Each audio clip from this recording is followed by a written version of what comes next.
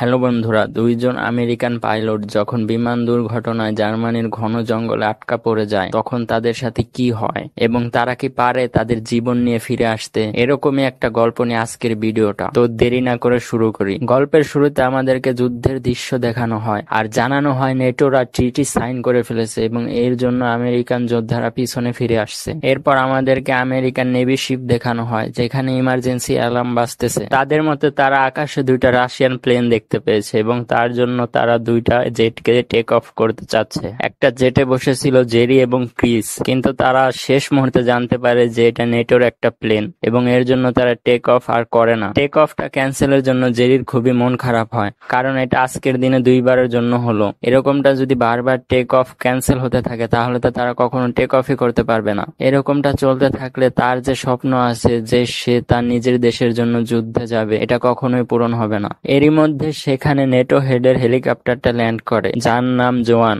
সে US নেভির হেডের সাথে কথা বলতে থাকে এবং তাকে বলে যে আপনার প্লেনগুলো অযথাই আকাশে উড়ছে, তাদেরকে বন্ধ করতে হবে। আর প্লেন উড়ানোটা যদি বন্ধ না করেন তাহলে কিন্তু আপনার জন্য সামনে বিপদ হতে পারে। ইউএস নেভি হেড তার কথাগুলো মেনে নেয়, কারণ এটা পুরো দেশের ব্যাপার ছিল। এখানে ক্রিস এবং জেরি ক্যান্টিনে লাঞ্চ করতেছিল এবং তাদের ক্যাপ্টেন তাদের কাছে চলে আসে এবং বলতে থাকে যে সে নাকি জানতে পেরেছে খুব তাড়াতাড়ি একটা যুদ্ধ শুরু হতে যাচ্ছে। ক্যাপ্টেন বলে যে মনে হয় না তোমরা দুইজন যুদ্ধের জন্য প্রস্তুত আছো। জেরি বলে আমি তো নেভি জয়েনই করেছিলাম শুধুমাত্র দেশের জন্য যুদ্ধ করার জন্য, কিন্তু আপনারা তো সুযোগই দিচ্ছেন না। তখনই জেরিকে ভিতরে ডাকা হয় এবং সেখানে আমরা জানতে পারি যে জেরি আর নেভিতে চাকরি করবে না, সে তার চাকরিটা ছেড়ে দিচ্ছে। এটা শুনে অ্যাডমিরাল একদমই খুশি ছিলেন না, সে তার কাছে কারণটা জানতে চায়। জেরি তখন বলে আমি শুধু বড় লোকদের জন্য এয়ার শোটাই করি যেখানে আমার সারাদিনের বেশিরভাগ সময়টাই চলে যায় এবং এভাবে চলতে থাকলে আমি আস্তে আস্তে আমার ট্রেনিংটাও ভুলে যাব। তখন অ্যাডমিরাল তার কথাগুলো শুনে বললে যে ঠিক আছে, আমি এই ব্যাপারে তোমার সাথে পরে কথা বলবো। সে সেখান থেকে বের হয়ে তার বাবাকে ফোন দিয়ে ক্রিসমাসের শুভেচ্ছা দিতেছিল। তখনই তার সঙ্গী জন চলে আসে। সে জেরির সিদ্ধান্তে একদমই খুশি নয়, সে তাকে বলে না যেতে, কিন্তু জেরি বলে আমি তো সিদ্ধান্ত নিয়েই ফেলেছি, আমি আর থাকবো না এখানে। এরই মধ্যে তাদের চোখ পড়ে যায় বোর্ডের উপরে যেখানে আগামী মিশনে যাওয়া লোকদের নাম ছিল এবং সেখানে তাদের নামও ছিল। এটা দেখে জেরি খুবই রাগ করে, কারণ এটা তাদের ক্রিসমাসের খুশিকে মাটি করে দেবে।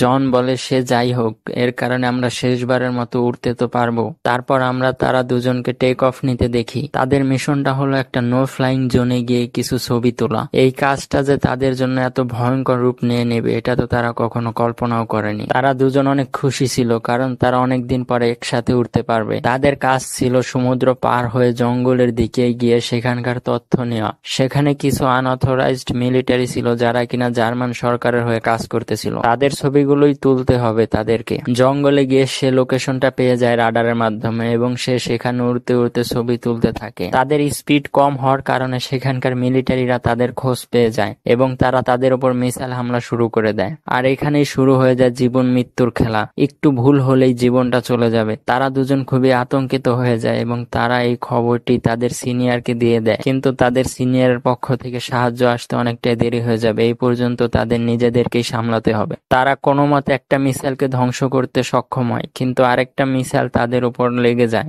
এর জন্য তাদের বিমানের অনেকটাই ক্ষতি হয়। এর ফলে তাদের স্পিডটা কমে যায় এবং তাদের ইজেকশন সিটটাও কাজ করতেছিল না। তাদের প্লেনটা মাঝখান থেকে অর্ধেক হয়ে যায় এবং তারা শেষমেশ কোনো মতে ইজেক্ট হয়ে যায়, কিন্তু তাদের বিমানটা খুবই খারাপভাবে ক্র্যাশ করে। আর এর মধ্যেই শুরু হয়ে যায় আসল কাহিনীটা। তারা দুজন ফেসে গেছে জার্মানির ঘন জঙ্গলে যেখানে তাদের চারপাশে রয়েছে তাদের শত্রুরাই। কি হয় তাদের সাথে এটাই দেখা যাক। প্রথম কাজ তো হলো জেরির, যাকে তার সাথীকে খুঁজতে হবে, যে কিনা তার আশেপাশেই রয়েছে। কিছুক্ষণ খোঁজাখুঁজির পর সে তার সাথীকে পেয়ে যায়। সে গিয়ে দেখে যে জনের অবস্থা খুবই খারাপ, সে এখন নিজের পায়ে চলতেও পারবে না। সে জেরিকে বলে যে তুমি একটা উঁচু জায়গায় যাও এবং সেখানে গিয়ে রেডিওতে কানেক্ট করার চেষ্টা করো, তবে আশেপাশে তো নেটওয়ার্ক জ্যামার লাগানো আছে। জেরি তাকে একা রেখে যেতে চায় না, কারণ এখানে পদে পদে বিপদ। তবে জনের অনেক বোঝানোর পর জেরি রাজি হয়ে যায়, কেননা কাউকে না কাউকে তো সামনে যেতেই হবে। সামনে না গেলে তো তারা তাদের সাথে কন্ট্যাক্ট করতে পারবে না সাহায্যের জন্য। অপরদিকে আমরা সেই মিলিটারিকে দেখতে পাই যারা কিনা সেই ক্র্যাশ প্লেনটার কাছাকাছি চলে এসেছে। তাদের সিনিয়র যখন সেই প্লেনের মাঝে ইউএসএ লেখা দেখে সে অনেকটাই ভয় পেয়ে যায় এবং সে বলে যে তোমরা কাদের উপর হামলা করেছো, তাড়াতাড়ি করে এই সকল ধ্বংসগুলোকে এখান থেকে সরিয়ে ফেলো, কেউ যেন এই সম্পর্কে কোনো কিছুই না জানতে পারে। এখানে আমরা জেরিকে দেখতে পাই যে কিনা উপরের দিকে যাচ্ছিল, কিন্তু সে তখনই একটা আওয়াজ শুনতে পায়, আর এই আওয়াজগুলো সেই জার্মান মিলিটারিদেরই আওয়াজ ছিল এবং তারা জনের কাছে আসতেছিল। তারা জনকে চারদিক দিয়ে ঘিরে ফেলে এবং তাদের সিনিয়র তার কাছে এসে তার আইডি কার্ড চায় এবং তার আইডি কার্ডের মধ্যে ইউএসএ লেখা দেখে তার রক্ত যেন গরম হয়ে যায়। তারপর সেই সিনিয়র তার একটা সাথী শনকে কিছু ইনস্ট্রাকশন দিয়ে সেখান থেকে চলে যায়। কিছুক্ষণ পরে শন জনকে দাঁড়া করায় এবং পিছন থেকে গুলি করে তাকে মেরে ফেলে। এই দৃশ্যটা দেখে জেরির মুখ থেকে আওয়াজ বের হয়ে যায় এবং এই আওয়াজটা শন শুনতে পায় আর তার সাথীদেরকে বলে যে সেখানে আরো একজন আছে, তাকেও ধরতে হবে। জেরি অনেক কষ্ট করে তাদের গুলি থেকে বেঁচে কোনো মতে সবচেয়ে উঁচু জায়গায় পৌঁছাইতে এবং সেখান থেকে জেরি তার বেসের সাথে কন্ট্যাক্ট করতে সক্ষম হয়। অ্যাডমিরালের সাথে কথা বলে সে সবকিছু বলতে থাকে যে তারা জনকে মেরে ফেলেছে এবং তারা তার পিছনে পড়ে গেছে এখন, এবং তাকে বাঁচানোর জন্য যেন তাড়াতাড়ি সাহায্য পাঠানো হয়। অ্যাডমিরাল তাকে শান্ত হতে বলে এবং তাকে একটা লোকেশনে যেতে বলে যেন সে সেখানে গিয়ে কন্ট্যাক্ট করে সে তার টিমকে পাঠাচ্ছে। জেরি তার লোকেশনের দিকে রওনা দেয়, তবে এসব কিছু এত সহজে ছিল না, কারণ নেটো হেড এসব কিছু জেনে যায় এবং সে নেভি হেডের কাছে চলে আসে এসব ব্যাপারে কথা বলার জন্য। সে তাকে বলে যে আমি দেখেছি তোমার একটা বিমান জঙ্গলে ক্র্যাশ করতে, বলে যে আমাদের একজন পাইলট মারাও গিয়েছে। এসব শুনে নেটো হেড তার টিমকে সেখানে যেতে বাধা দেয়, কারণ ট্রিটিটা সাইন করা হয়ে গেছে। কেননা সেখানে যদি তার টিমকে পাঠানো হয় তাহলে আবারও যুদ্ধটা শুরু হয়ে যাবে। তোমরা কেন নো ফ্লাইং জোনে বিমান উড়িয়েছো? এটা তো তোমাদেরকে বারণ করা হয়েছিল। আর তোমাদের পাইলটকে বলো সে যেন আমাদের জোনে ফিরে আসে এবং সেখান থেকেই তাকে রেস্কিউ করা হবে। এখানে ইউএস নেভিও অসহায় হয়ে যায়, কারণ তাদের হাতে কিছুই ছিল না। তারা যদি তাকে সাহায্য পাঠায় তাহলে এখানে যুদ্ধটা আবার শুরু হয়ে যাবে এবং এর জবাবদিহিটা তাদেরকে করতে হবে পুরো দুনিয়ার সামনে। কেননা অনেক বছর ধরে চলা এই যুদ্ধটা এখন বিরতির মাঝে আছে। আর এদিকে জঙ্গলের মাঝে জেরি দৌড়াতে দৌড়াতে একটা জায়গায় এসে বসে পড়ে আরাম করার জন্য, কিন্তু সেখানেও শন তাকে ছাড়ে না। সে তাকে দেখে ফেলে আর স্নাইপারের মাধ্যমে তার উপর আক্রমণ করে, কিন্তু জেরি ঠিক সময় তাকে দেখে ফেলে এবং সে তার জীবনটাকে বাঁচিয়ে নেয়। শনের গুলি থেকে সে নিজেকে কোনো মতে বাঁচাতে সক্ষম হয় এবং সে তার লোকেশনে পৌঁছে যায়। সেখানে সে কন্ট্যাক্ট করে এবং সে কন্ট্যাক্ট করে সব কাহিনীগুলো জানতে পারে। তখনই সে তাদের উপর অনেকটা চিল্লাচিল্লি করে এবং বলতে থাকে যে আমার জীবনটা এখন অনেক বিপদের মাঝে আছে, তারা যে কোনো সময় আমাকে মেরে ফেলতে পারে। তখন অ্যাডমিরাল তাকে বলে তুমি এসব কিছু বলতে পারো না, তুমি কি ভুলে গেছো তুমি কে? তুমি একজন ইউএস মারিনের কমব্যাক্ট সোলজার এবং তোমাকে এসব কিছুর জন্যই ট্রেনিং করা হয়েছে। নিজেকে বাঁচিয়ে রাখো আর সব পরিস্থিতির মোকাবেলা করো, আর যে নতুন লোকেশন দেওয়া হয়েছে সেখানে তাড়াতাড়ি পৌঁছানোর চেষ্টা করো। এরই মধ্যে জার্মান সোলজাররা তার দিকে চলে আসে। সে সিগন্যালটা রেখে দিয়ে দৌড়াতে শুরু করে, কারণ সে যতক্ষণ দৌড়াবে সে তার জীবনটাকে বাঁচিয়ে রাখতে পারবে। যদি সে থেমে যায় তাহলে তারা তাকে গুলি করে মেরে ফেলবে। এরই মধ্যে অ্যাডমিরালকে বলা হয় যে তারা একটা নেটওয়ার্ক কানেকশন পেয়েছে যার মাধ্যমে তারা জেরির উপর নজর রাখতে পারবে। অ্যাডমিরাল সেটা তাড়াতাড়ি দেখতে যায় এবং আমরা সেখানে দেখি যে জেরি এখনো দৌড়ে পালাচ্ছে এবং তার পিছে মিলিটারিরা এখনো লেগে আছে। দৌড়ানোর সময় তার পাটা একটা ডালের মাঝে লেগে সে একটা গর্তে পড়ে যায়। এসব দেখে অ্যাডমিরাল লোকেরা ভাবতে থাকে সে হয়তো মরেই যাবে, কারণ সে আর কোনো নড়াচড়াও করতে পারছিল না এবং তার চারপাশে মিলিটারিরাও এসে গেছে। অ্যাডমিরাল চাইলে তার টিমকে সেখানে পাঠাতে পারতো, কিন্তু তার হাতে এখন আর কিছুই নেই। তখনই আমরা স্ক্রিনে দেখতে পাই যে সেই গর্তের মধ্যে শুধু লাশ আর লাশ পড়ে আছে। এসব দেখে সেই মিলিটারিরাও শক হয়ে যায় এবং তাদের মাঝখান থেকে একজন বলে যে এটা তাদেরই মেরে ফেলা লাশগুলো। এখান থেকে কয়েক মাস আগে বাছাই করে লোকজন যেতেছিল এবং আমরা তাদেরকে মেরে এখানে রেখে দিয়েছি। এসব কিছু শুনে তারা সেখান থেকে চলে যায়। মিলিটারিরা সেখান থেকে চলে যাওয়ার পরে জেরি লাশের মাঝখান থেকে বেরিয়ে আসে এবং তার সারা গায়ে কাদা লেগেছিল। এদিকে আমরা দেখতে পাই যে মিডিয়ার মাঝে এই খবরটা কেমনে জানি লিক হয়ে গেছে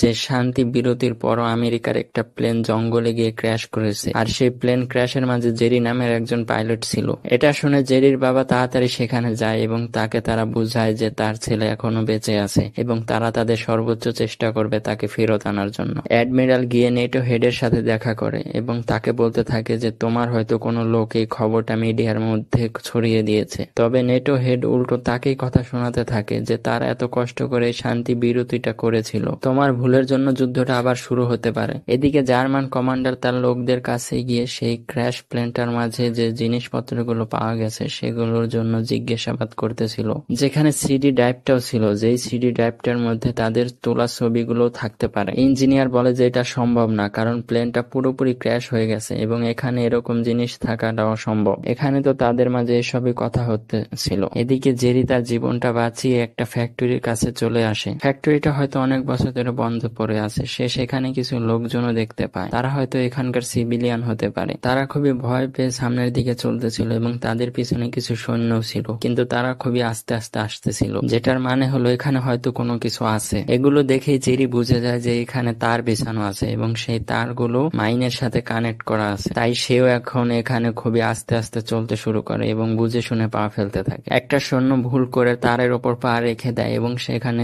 বমগুলো ফুটতে শুরু করে এবং এখানে সব সৈন্যদের মৃত্যু হয়ে যায়। কিন্তু জেরি এসবের মাঝে কোনো মতে সামনের দিকে চলে আসে। সে সামনেই দেখতে পারে যে শন তাকে এখনো খুঁজছে তাকে মারার জন্য। তাই সে তাড়াতাড়ি করে সেখান থেকে পালিয়ে যায়। জেরির যেখানে যাওয়ার কথা ছিল সে সেখানে গিয়ে অ্যাডমিরালের সাথে কন্ট্যাক্ট করে এবং সে বলে যে সে এই লোকেশনে পৌঁছেছে। অ্যাডমিরাল তাকে পূর্ব দিকে যেতে বলে যেখানে তার টিম আছে। শন তো তার পিছনে পড়ে আছে তাকে মারার জন্য, আর এদিকে অ্যাডমিরাল তার টিমকে রেডি করছে তাকে রেস্কিউ করার জন্য। এসবের মাঝেই সেখানে নেটো হেড চলে আসে। সে বলে সে তার টিমকে সেখানে রেস্কিউর জন্য পাঠাবে যাতে কোনো গন্ডগোল না হয়। জেরি দৌড়াতে দৌড়াতে একটা গাড়ির কাছে চলে আসে এবং সে তাদের কাছ থেকে সাহায্য চায় এবং তারাও তাকে লিফট দেয়। আসলে এরা ছিল এখানকার সাধারণ মানুষরা যারা তাকে চিনে না, কিন্তু এদিকে শন তার লোকেশনটা জেনে যায় যে সে কোন দিকে গিয়েছে। জেরির গাড়িটা শহরে পৌঁছানোর পর তার গাড়ির উপরে গুলি চলা শুরু হয়ে যায় এবং তারা জানতে পারে যে তারা যে মানুষটাকে নিয়ে এসেছে সেই মানুষটা যাকে মিলিটারিরা খুঁজছে। মিলিটারির লোকজন পুরো শহরের উপর গুলি চালাতে থাকে। জেরি দৌড়ে একটা স্টোরের ভিতর পৌঁছায় এবং সেখানে কিছুক্ষণ থাকে। মিলিটারিরা একটা লাশ পায় যেটা কিনা আমেরিকার পাইলটদের ড্রেস পরেছিল, যেটা দেখে তারা মনে করে যে তারা হয়তো জেরিকে মেরে ফেলেছে। কিন্তু শন অনেক চালাক, সে বলে না, তারা তাকে এখনো ধরতে পারেনি। সে হয়তো তার ড্রেসটা চেঞ্জ করে এখান থেকে পালিয়ে গিয়েছে এবং তার কথাটা সত্যি। জেরি চালাকি করে তার ড্রেস আপটা পাল্টিয়ে সেখান থেকে পালিয়ে গেছে। এখন সে ওই ছেলেটার সাথে পালিয়ে যাচ্ছে যেই ছেলেটাকে সে গাড়িতে পেয়েছিল। তারা বর্ডারের খুব কাছাকাছি চলে আসে। তবে জেরি তার ড্রেসটা যে লাশের মধ্যে রেখে এসেছিল সেই খবরটা ছড়িয়ে যায় এবং সেটা নিউজের মধ্যে প্রচার হয় যে ইউএস এর যে পাইলটটা সেখানে ফেসেছিল সেই পাইলটটা মারা গিয়েছে। এসব কিছুর কারণে নেটো টিমকে ফেরত আসার অর্ডার দেওয়া হয়, আর এসব কিছুই জেরি নিজ থেকে দেখতেছিল। সে এক সপ্তাহ ধরে দৌড়েই যাচ্ছে শুধুমাত্র তার জীবনটা বাঁচানোর জন্য, কিন্তু তাকে এখন তার জীবিত থাকার প্রমাণটা দিতে হবে। এর জন্য সে সেইখানে যায় যেখানে তার সিটটা ইজেক্ট হয়েছিল, মানে সেই ভাঙ্গা স্ট্যাচুটার কাছে যেখানে আশেপাশে অনেক মাইন পুঁতে রাখা আছে। তবে সে যেমনি তেমনি করে সেখানে পৌঁছে যায় এবং সেখানে গিয়ে তার জিপিএসটা অন করে দেয়, যার ফলে অ্যাডমিরাল জানতে পারে যে তাদের পাইলটটা এখনো বেঁচে আছে। তাই অ্যাডমিরাল এবার নিজে সেখানে যাওয়ার সিদ্ধান্ত নেয়। শন জেরিকে দেখে ফেলে এবং তার উপর নিশানা তাক করে বসে থাকে, কিন্তু জেরি তো বের হওয়ার নামই নেয় না। শন তখন হেলিকপ্টার আওয়াজ পায় এবং সে ধৈর্যহারা হয়ে যায়। তাই সে জেরির কাছে গিয়ে তাকে মারার চেষ্টা করে, তবে সে সামনে গিয়ে দেখে যে এটা আসলে একটা ফাঁদ। তখনই জেরি তার পিছন থেকে বের হয়ে তাকে গুলি করে মেরে ফেলে, কিন্তু শনকে মারার পরও কিছু হয়নি কারণ তার পিছনে এখন পুরো আর্মি পড়ে আছে। এসবের মাঝেও সে বাঁচার জন্য দৌড়াতে থাকে, কিন্তু দৌড়ে আর কত দূরই যাবে সে, শুধুমাত্র একটা গুলি লাগলে সে তার জীবনটা হারাবে। এরই মধ্যে এখানে চলে আসে আমেরিকার সব বিমানগুলো এবং তারা তাদের উপর গুলি চালাতে থাকে। তাদের কাছে যেন শান্তি বিরতিটা শেষ হয়ে গেছে। তাদের কাছে সবচেয়ে গুরুত্বপূর্ণ হলো তাদের সৈনিককে বাঁচানো। জেরিকে বাঁচানোর জন্য তারা ট্যাঙ্কের উপর গুলি করতে থাকে এবং সকল সৈন্যদের উপরও গুলি করতে থাকে। তবে জেরি তার কাজটাকে অসম্পূর্ণ রেখে চলে যেতে চায় না, তাই সে তার সিটের কাছে আবার ফিরে যায় সেই সিডিটা আনার জন্য এবং সিডিটা নিয়ে আসে যেটার মাঝে সেই ছবিগুলো ছিল। সেখানে একটা মুখোমুখি যুদ্ধের মাঝখান দিয়ে অ্যাডমিরাল জেরিকে বাঁচিয়ে নিয়ে আসে এবং জেরি তাকে সেই সিডিটা দিয়ে দেয়। জেরি ফিরে আসার পর সবাই তাকে স্বাগতম জানায়। এসব কিছুর জন্য অ্যাডমিরালকে তার চাকরি হারাতে হয় কারণ সে নিয়ম ভঙ্গ করেছে এবং সিনিয়রের কথা অমান্য করেছে। আর জেরি তার চাকরিটা ছেড়ে যাওয়ার সিদ্ধান্তটাও পাল্টে ফেলে এবং সে নেভিতে সারা জীবন থাকার সিদ্ধান্ত নেয়। আজকের ভিডিওটা আপনাদের কাছে কেমন লাগলো অবশ্যই লাইক অথবা ডিসলাইক দিয়ে জানাবেন, আর চ্যানেলটা সাবস্ক্রাইব করতে ভুলবেন না।